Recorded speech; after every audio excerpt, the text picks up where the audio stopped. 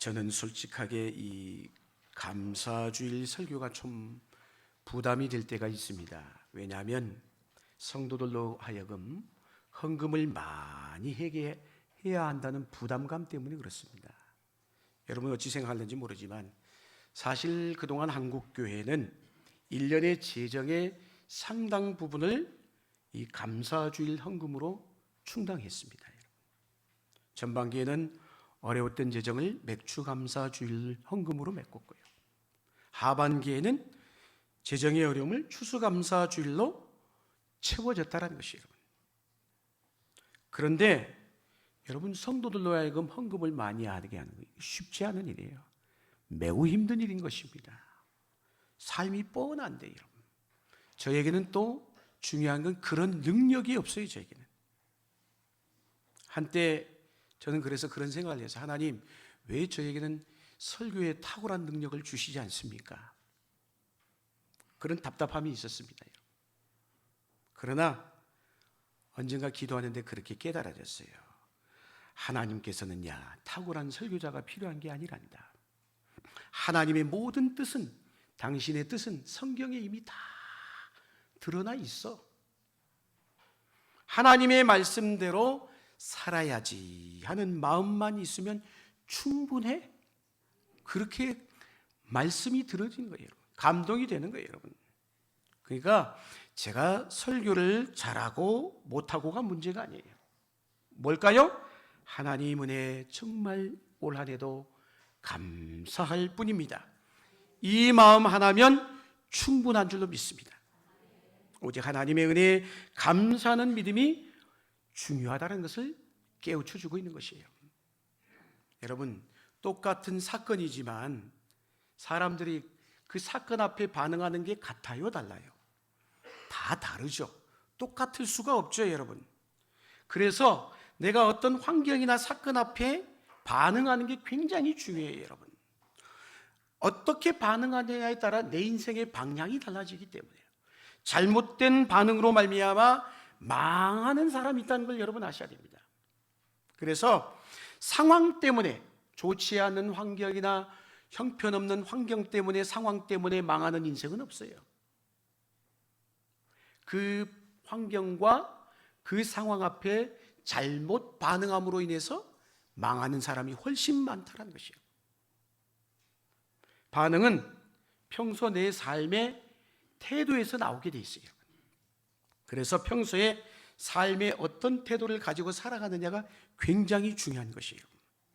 태도에 가장 큰 영향을 미치는 게 있다면 뭐라고 생각하세요? 우리 믿음의 성도에게 있어서 신앙이에요, 신앙. 네, 여러분, 신앙은 그만큼 우리의 생각과 행동에 영향을 미치게 돼 있어요, 여러분. 내가 어떻게 믿느냐, 내 믿음의 대상이 누구냐, 이게 매우 중요해요, 여러분. 일어난 것에 대한 부정적인 반응이 결국은 뭘로 일어나요? 원망이 나오고 불평이 나오고 불만이 나오고 염려가 되고 걱정이 되고 두려움이 찾아오는 것이죠. 반대로 주어진 상황이 아무리 열악한다 할지라도 긍정적인 반응이 뭐예요? 그럼에도 불구하고 주님이 나에게 평안을 주시니 감사합니다. 평안과 감사인 것이죠, 여러분. 인간은 그래서 긍정적인 태도와 부정적인 어떤 이 태도를 무엇을 선택할 것인가? 그 선택의 몫은 우리 믿음의 성도의 몫인 것이에요. 로마서 1장 21절 잘 아는 말씀이죠. 우리 한번 읽겠습니다. 시작.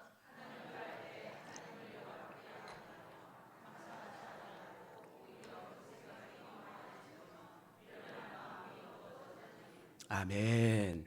하나님을 떠난 우리 인간의 마음의 상태를 사도 바울이 로마서를 통해서 우리에게 말씀하고 있어요. 뭐라고요? 하나님을 영화롭게도 하지 아니하고 감사하지도 아니한다.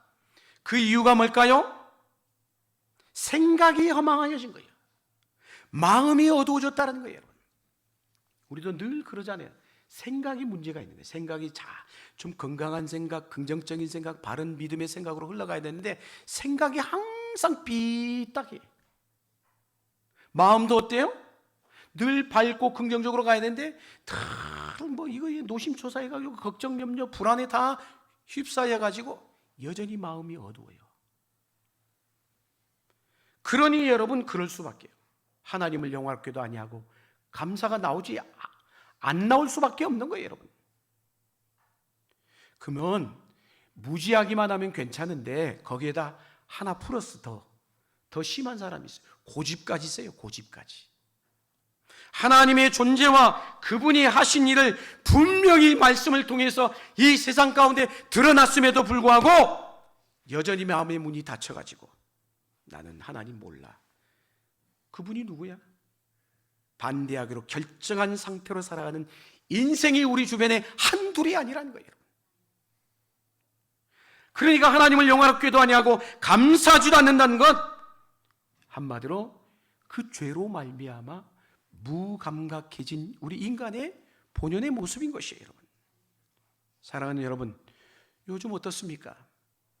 참 예전과 비교할 수 없을 정도로 풍요로운 삶을 살아가잖아요. 우리나라 여행을 가보시면, 가난한 빈곤 국가에 가보면 우리나라가 얼마나 잘 사는 나라인지 알아요, 여러분. 없는 거 없잖아요.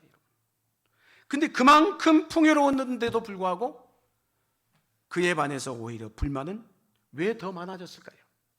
불만도 훨씬 많아졌어요. 외적인 조건 때문일까요? 환경 때문일까요? 그렇잖아요, 여러분. 한 달에 200만 원 벌던 분이 한 400만 원을 월급이 올랐어요. 그러면 어때요? 이야, 좋다. 날아갈 듯하고 얼마나 만족감이 있을 것 같죠? 그럴까요?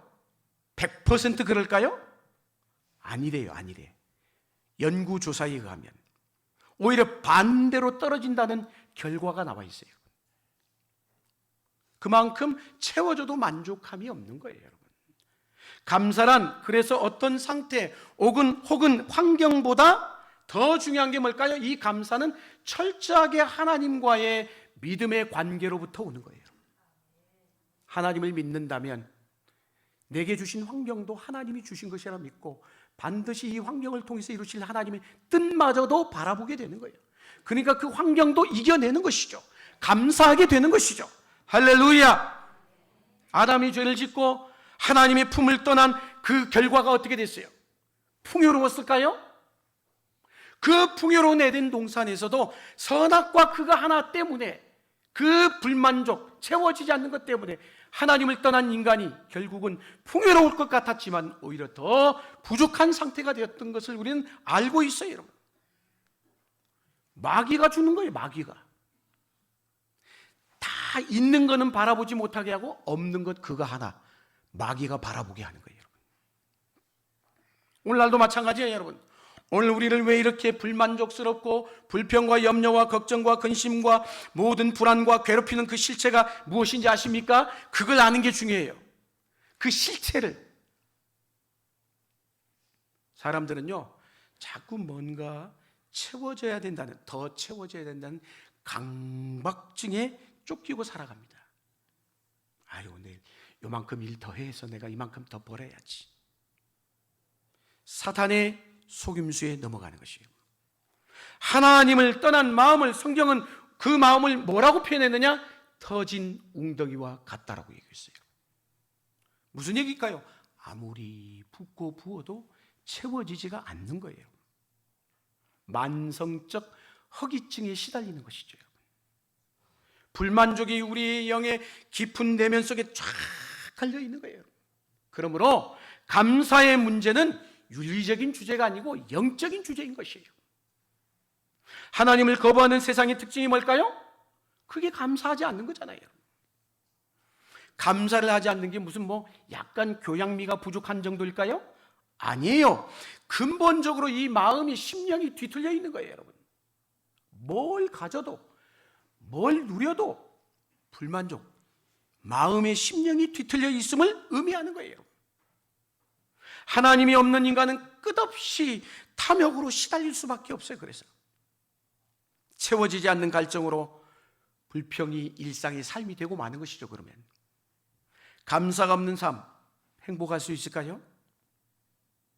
여러분, 탐욕의 특징이 뭡니까?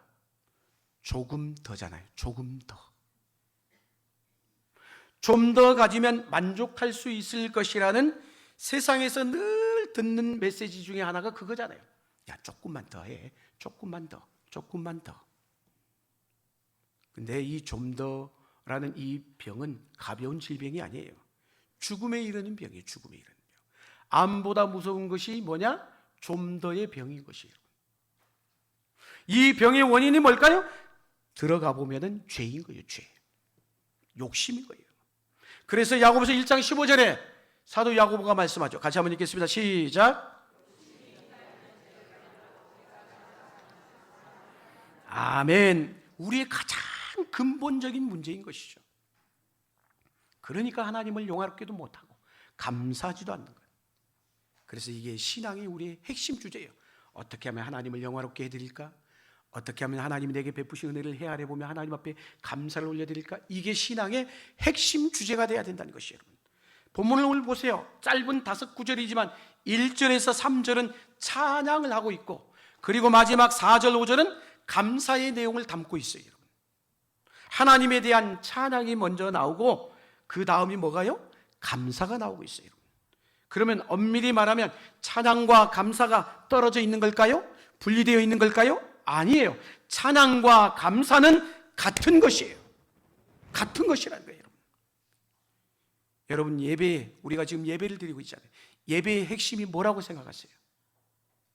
예배의 핵심이 뭘까요? 찬양과 감사잖아요, 여러분.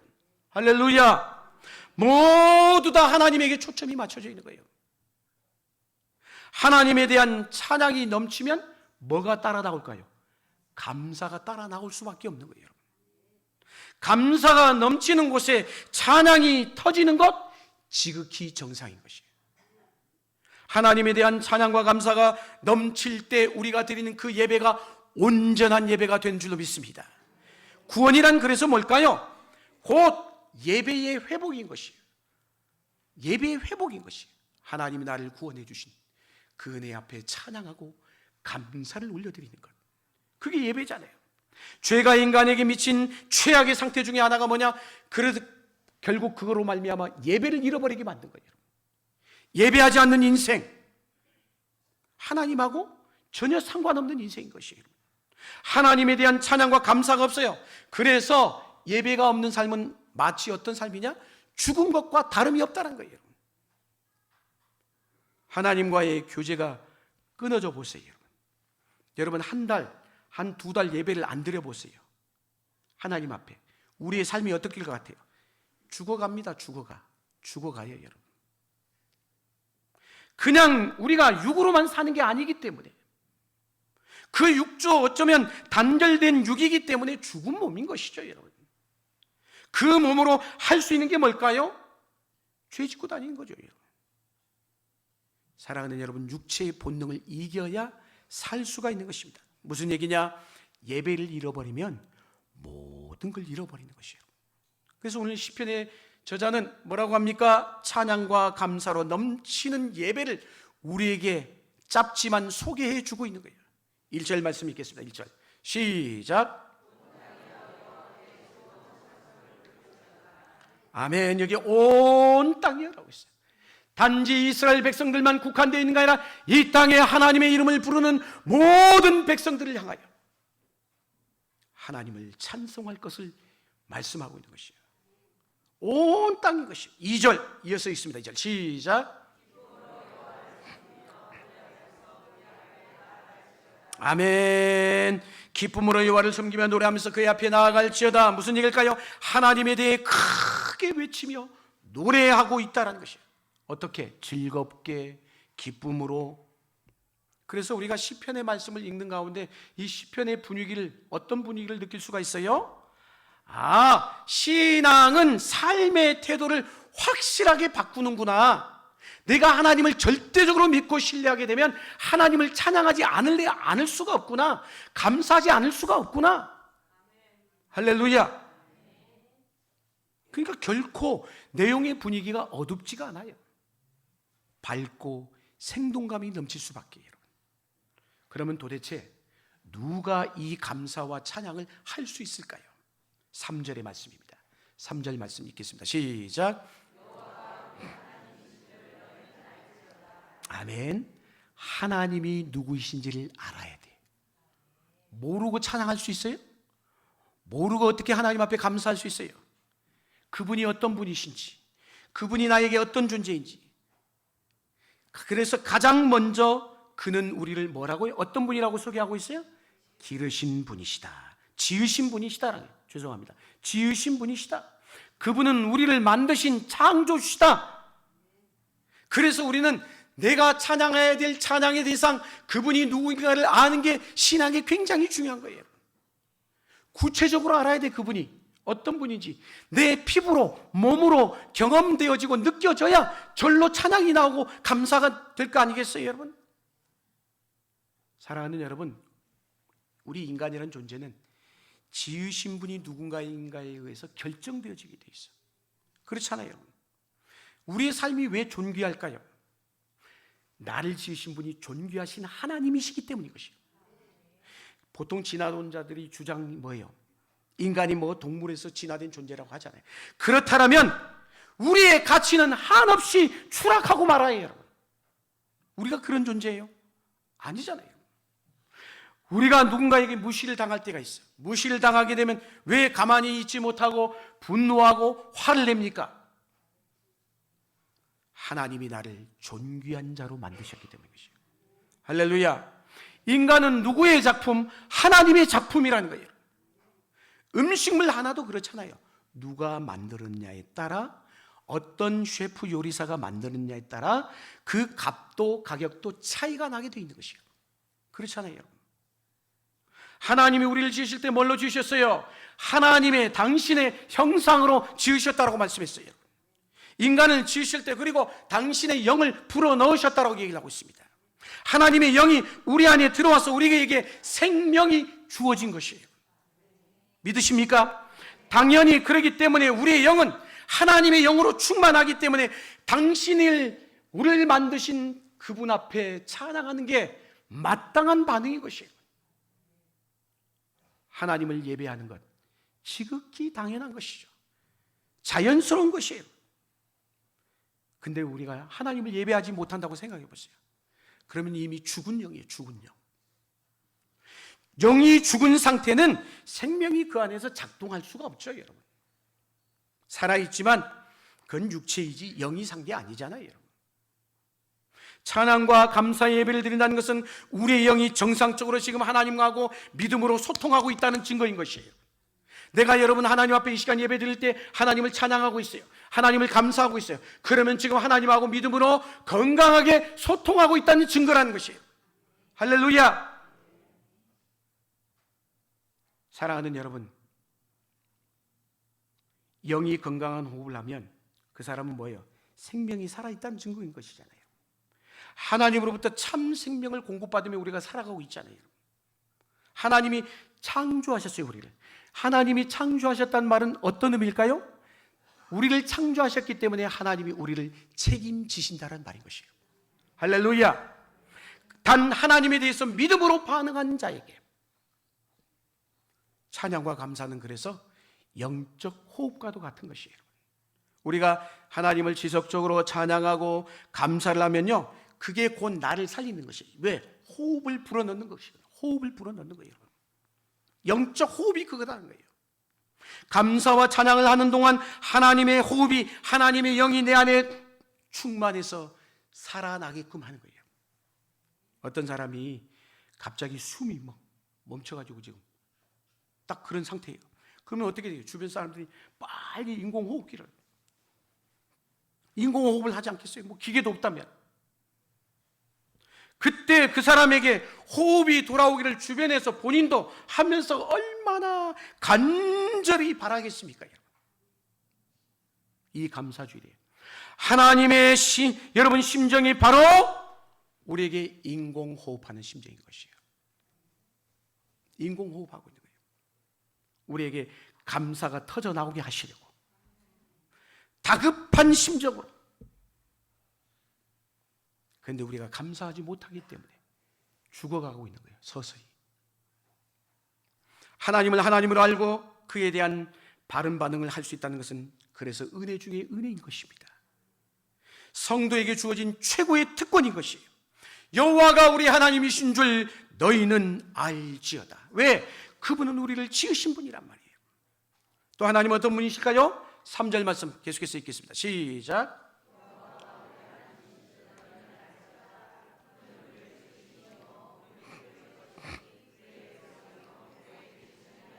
아멘. 우리는 그의 것이요 그의 백성이요 그의 기르시는 양이로다. 하나님이 어떤 분이라고요? 우리의 목자가 되시는 분이십니다. 왜? 우리는 그의 양이기 때문에. 양은 오직 목자에게 속해 있잖아요. 목자에 의해서 인도함을 받고 다니잖아요, 여러분. 여기서 기르신다라는 이 표현은 굉장히 적극적인 표현인 것이에요. 하나님은 우리에게 필요한 것을 구할 때 주셔야 안 주셔요? 주십니다. 그런데 하나님은 우리에게 구하는 것만 주시는 분이 아니란 말이에요. 구하지 않은 것까지도 주시는 것 믿으십니까? 구하지 않은 것까지도 주신 하나님. 때론 성도들이 기도를 했는데 했는데도 기도 응답을 안 해주신다고 투덜투덜 불평하는 성도들이 있습니다. 생각해 보십시오. 하나님은요, 우리가 구하기도 전에 이미 주신 것들이 있어요, 없어요? 그걸 헤아려 보십니까? 잘 안 세볼걸요? 왜 나에게 안 주신 것만 헤아려 보고 있지 않는지. 이미 주신 것에, 구하지도 않았는데 주신 것에 대해서는 셀 수 없이 많아요, 여러분. 오히려 하나님이 기도에 응답해 주시지 않는 것에 대해서 오히려 감사해야 되는 것이에요. 왜 그럴까요? 오스카 와일드가 그런 말을 했어요. 신들이 우리를 벌을 주고 싶을 때는 우리의 기도를 들어준다, 안 들어준다? 들어준다. 세상에 저거의 뭔 말일까? 우리에게 벌을 주고 싶을 때는 우리의 기도를 들어주신대요, 안 들어주신대요? 들어주신대요. 말이 돼요, 안 돼요? 이게 뭔 말일까? 이해가 안 되잖아요, 여러분. 인간이 구하는 것을 모든 걸, 예를 들어서 내가 구하는 모든 것을 다 들어주면 오스카 와일드는 그게 뭐라고 얘기하느냐? 하나님의 심판이다, 진노다라고 얘기하고 있어요. 여러분, 우리가 구하는 모든 것마다 우리의 욕심대로 딱 하나님 앞에 구하는 것마다 다 응답된다고 생각해 보세요. 진짜 그게 복일까요? 복이라고 생각하세요? 그렇게 될까요?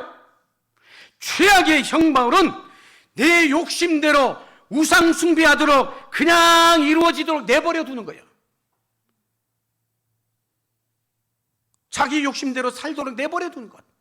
이게 하나님의 가장 진노이요 심판인 것이에요. 하나님은 우리를 내버려 두신 분이 아니라 당신의 지혜로 우리를 기르시는 양육자가 되신다는 것이에요.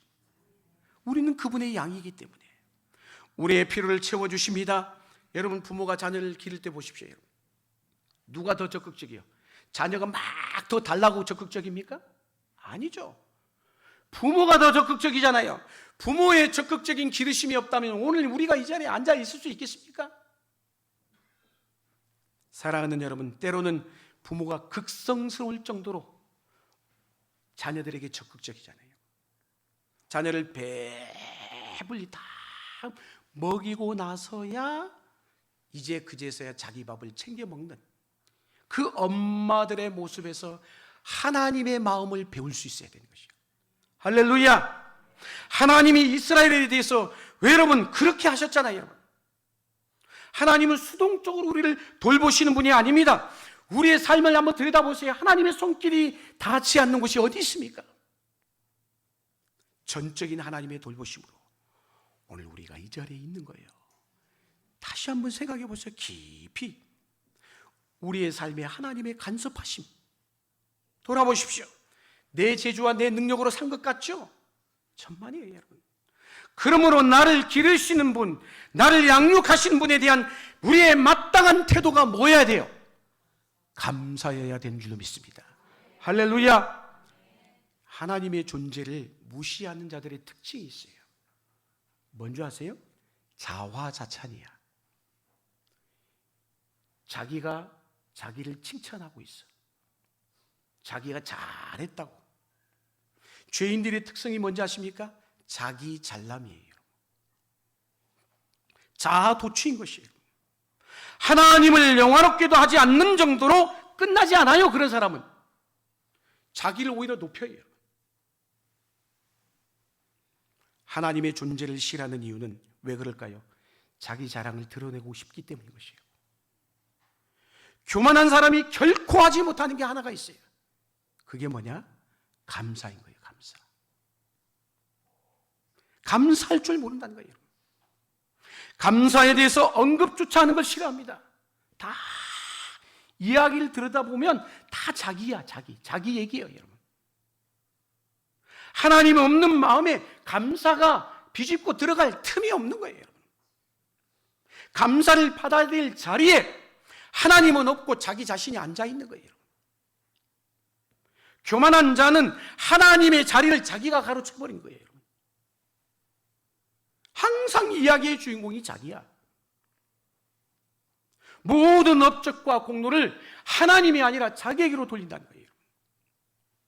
여러분, 우리 믿음의 성도는 믿음으로 정말 하나님을 신뢰한다면 하나님으로 시작해서 하나님으로 끝나실 수 있는 은혜가 있게 되기를 주의 이름으로 축복합니다.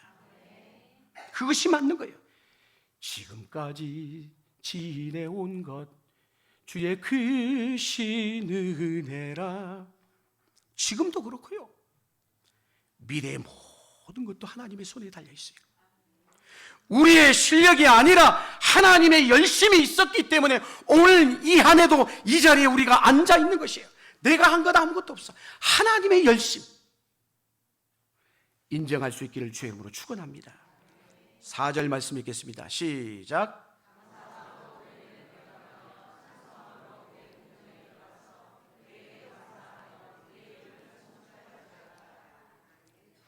사랑하는 여러분, 그의 궁정에 들어가서라고 했어요. 이 궁정에 들어간다는 말은 결국 뭐라는 거예요? 하나님이 우리의 무엇이다? 왕이시라는 거예요. 믿으십니까? 여러분, 왕이 계신 궁정에 들어갈 때 우리가 어떤 태도를 갖춰야 돼요? 바로 감사인 것이에요. 하나님 감사합니다. 나의 왕이시여 나의 찬양을 받으시옵소서. 감사함으로 그의 문에 들어가며 가장 왕의 궁정에 들어가서 갖춰야 되는 첫 번째 태도가 뭐라는 거예요? 감사라는 거예요.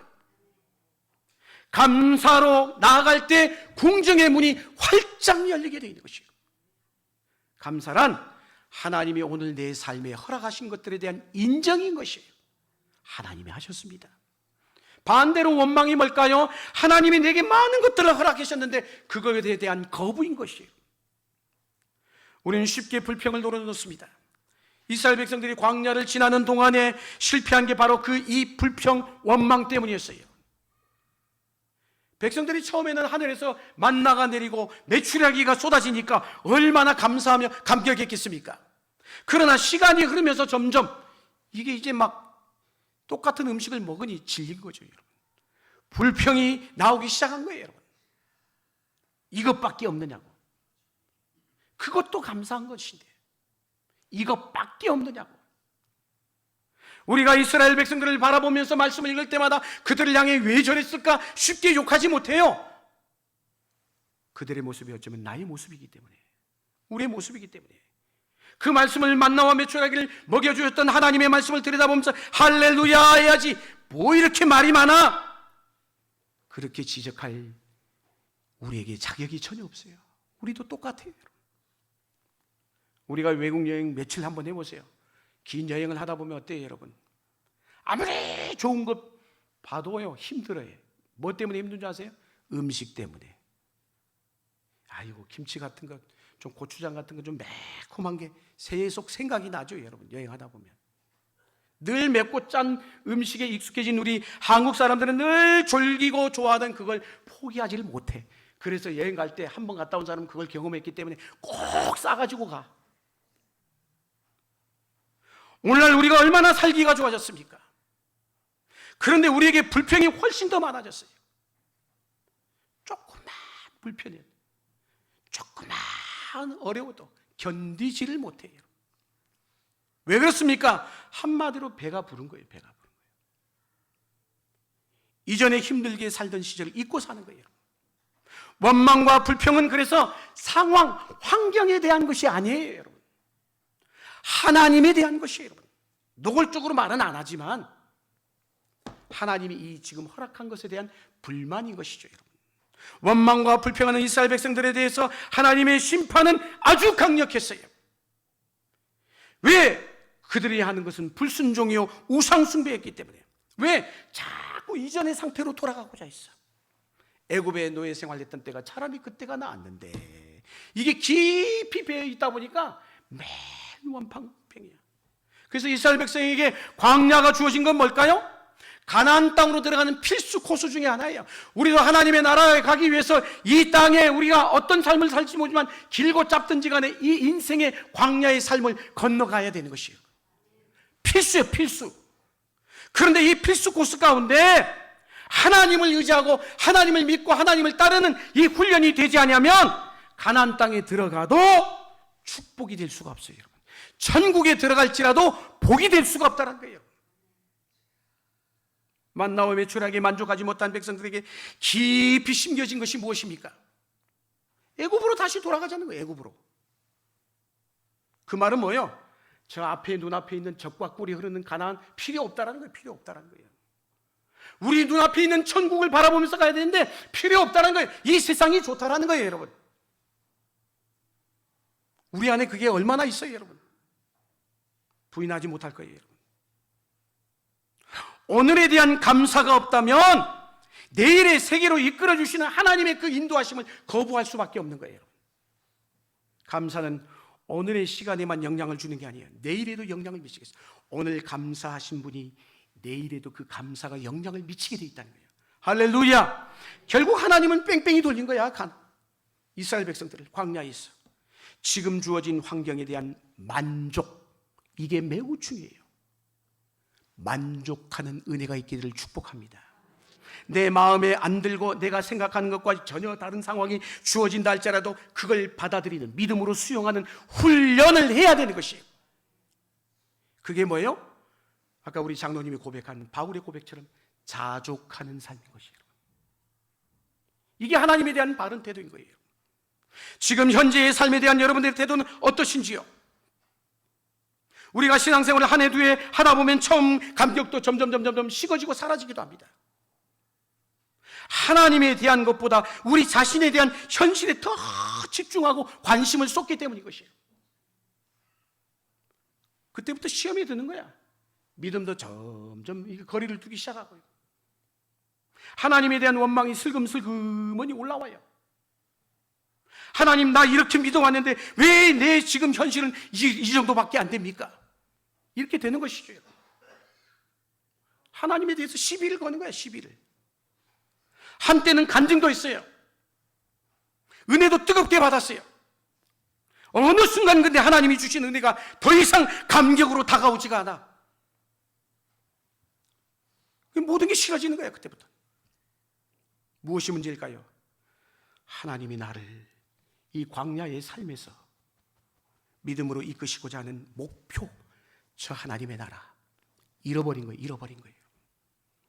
이스라엘 백성들이 광야에서 좀 힘드니까 가나안이라는 목표를 잃어버린 것과 똑같은 거예요. 사랑하는 여러분, 믿음이 무엇일까요? 광야를 지나고 나면 주어질 가나안 땅, 그 약속을 바라보는 거예요.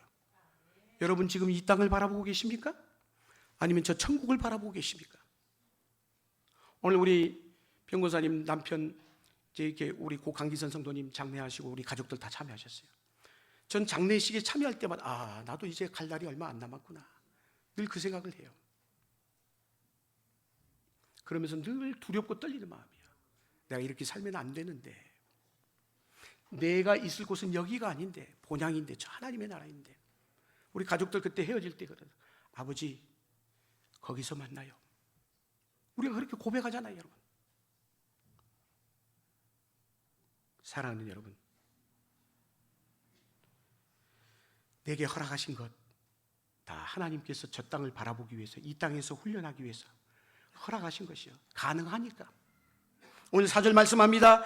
감사함으로 그의 문에 들어가며 찬송함으로 그의 궁중에 들어가서 그에게 감사하며 그의 이름을 송축할지어다. 결론의 말씀이요, 우리는 지금 한 해의 끝지점을 살아가고 있습니다. 한 해를 마감할 때마다 우리는 우리의 삶을 진지하게 돌아볼 필요가 있어요. 한 해를 사는 동안 나도 모르게 망가진 부분이 있을 수 있고 반대로 아름답게 다듬어진 부분이 있을 수도 있어요. 여러 가지 기준을 가지고 살펴봐야 되는데 다름 아닌 뭐예요? 감사의 기준을 보라는 거예요. 하나님과의 관계가 어떤지를 알 수 있는 중요한 기준, 바로미터가 있다면 감사인 것이에요. 오늘 추수감사주일에 과연 내가 하나님 앞에 감사를 제대로 자리 잡고 있는지, 감사가 넘치는 삶이 바로 우리 믿음의 성도의 신앙의 최고봉인 것이에요. 하나님과의 최상의 관계를 유지할 때 일어나는 것 중에 하나가 그게 바로 감사인 것이에요. 아무리 지금 내 인생이 바닥을 친다 할지라도 하나님은 악으로 선을 바꾸실 것을 믿었던 요셉처럼 지금도 감사할 수 있다면 그 사람이야말로 모든 것을 이긴 자인 줄로 믿습니다. 신앙의 세계에서 우리가 가질 수 있는 최상의 모습이 있다면 감사가 틀림이 없습니다. 감사로 다시 우리 믿음의 최고봉으로 나아가시는 저와 여러분 되실 수 있기를 주의 이름으로 간절히 축원합니다.